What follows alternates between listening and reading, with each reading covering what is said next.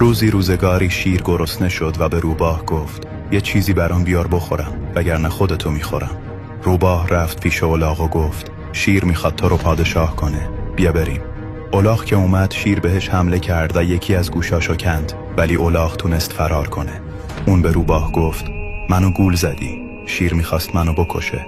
روباه گفت نه بابا، گوشتو کند که بتونه تاج پادشاهی رو بذاره رو سرت، بیا برگردیم. الاغ باورش شد و برگشت. این بار شیر بهش حمله کرد و دمشو کند. الاغ بازم فرار کرد و به روباه گفت تو دروغ گفتی. روباه گفت شیر دمتو کند که بتونی راحت روی صندلی پادشاه بشینی، برگرد بریم. الاغ برای بار سوم گول خورد و برگشت.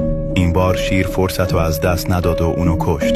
نتیجه اخلاقی، گول حرفای قشنگو نخور. کسی دلش به حالتو نسوخته که بخواد یه شب تو رو به جایی برسونه. الاغ به خاطر اینکه واقعیت جلوی چشمشو نادیده گرفت و بارها دروغو باور کرد، آخرش جونشو از دست داد.